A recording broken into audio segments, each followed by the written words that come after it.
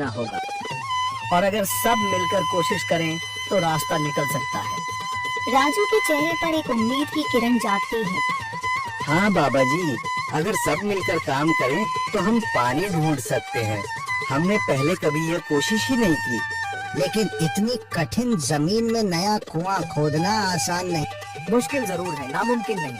अगर हम मिलकर काम करें तो ये हो सकता है। राजू खड़ा हो जाता है, उसकी आंखों में एक नई रोशनी है। तो फिर हम कल से काम शुरू करेंगे।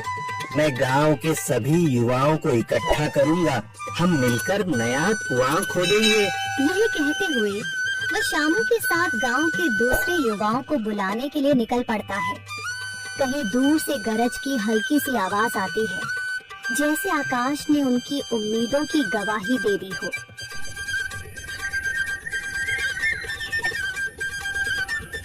अगली सुबह राजू और शामू गांव के युवाओं को इकट्ठा करने निकल पड़े। चौधरी महेश की हवेली के सामने एक भीड़ जमा है। बाबा जी, संदरी, गांव के कुछ बुजुर्ग और किसान सभी मौजूद हैं। हम हाथ पर हाथ रखकर नहीं बैठ सकते। अगर अल्लाह ने हमें हिम्मत दी है तो हमें खुद पानी के लिए मेहनत करनी होगी। हम एक नया कुआं खोदेंगे।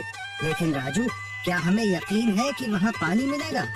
बेटा, पानी जमीन के अंदर होता है, बस सही जगह खोदने की जरूरत है। हमने अपने बुजुर्गों से सुना था कि पुरानी नहर के पास जमीन नरम थी, शायद वही पानी हो। बाबा जी सही कह रहे हैं। अगर तुम सब यह काम करने के लिए तैयार हो तो मैं अपने कुछ मजदूर भेज सकता हूँ। धन्यवाद चौधरी जी, लेकिन हम सब खुद भी मेहनत करेंगे। यह हमारे गांव के अस्तित्व की लड़ाई है। संदरी, जो अब तक चुप थी, आगे बढ़ती है। हम औरतें भी पीछे नहीं रहेंगी। हम पानी लाने की व्यवस्था करेंगी, खाना बनाएंगी, ताकि तुम सब आराम से काम कर सको। यही हिम्मत चाहिए थी संदर।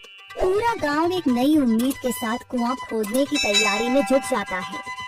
दूसरी ओर कुआं खोदने का काम शुरू हो चुका है। राजू, शामू और दूसरे युवा बेलचे चलाने लगते हैं। मिट्टी बाहर निकाली जाने लगती है।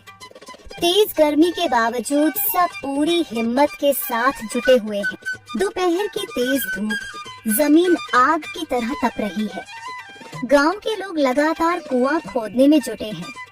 हाथ छिलने लगे हैं, माथे से पसीना बह रहा है, मगर किसी ने हार नहीं मानी। महिलाएं पानी और सत्तू लेकर आती हैं ताकि पुरुषों को कुछ राहत मिले। हमें और गहराई तक जाना होगा। अब तक सिर्फ सूखी मिट्टी और पत्थर ही निकल रहे हैं। राजू, ये बहुत कठिन काम है। अगर हमें पानी न मिला? अल्लाह मेहनत करने वालों को कभी निराश नहीं करता बेटा। तुम सब अपनी कोशिश जारी रखो, पानी जरूर निकलेगा। हिम्मत मत हारो। अगर अब रुक गए तो फिर कभी पानी नहीं मिलेगा। सभी फिर से जोश में आकर काम में जुट जाते हैं, मगर सूरज की तपिश बढ़ती जा रही है और कई लोगों की सांसें तेज चलने लगती हैं। तभी एक तरफ से रामलाल और उसके आदमी हंसते हुए आते हैं। अरे भाई, तुम्हें लगता है कि जमीन तुम पर रहम करेगी? हाँ हाँ, ना समझ लोग, ये सब बेकार की मेहनत है। रामलाल, हमारा हौसला मत तोड़ो। अगर तुम मदद नहीं कर सकते तो कम से कम मजाक भी मत उड़ाओ। मदद? हाँ, मैं अपने कुएं का पानी बेच सकता हूँ, मगर मुफ्त में नहीं दूंगा। राजू सब अनसुना कर फिर काम में लग जाता है। शाम होने लगती है, लेकिन अभी तक पानी का नामो निशान नहीं। कुछ लोग मायूस होकर पीछे हटने लगते हैं। राजू, शायद रामलाल सही कह रहा है, यह सब बेकार है। नहीं शामू, हमें हार नहीं माननी। अगर आज हार गए तो फिर कभी हिम्मत नहीं कर पाएंगे। तभी अचानक फावड़ा किसी कठोर चीज से टकराता है। एक अजीब सी आवाज आती है।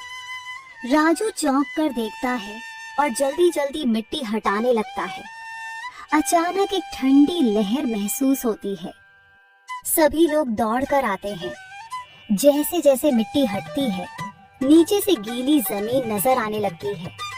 सब हैरान रह जाते हैं। सुभान अल्लाह, मैंने कहा था ना, अल्लाह हमारी मेहनत को जाया नहीं करेगा।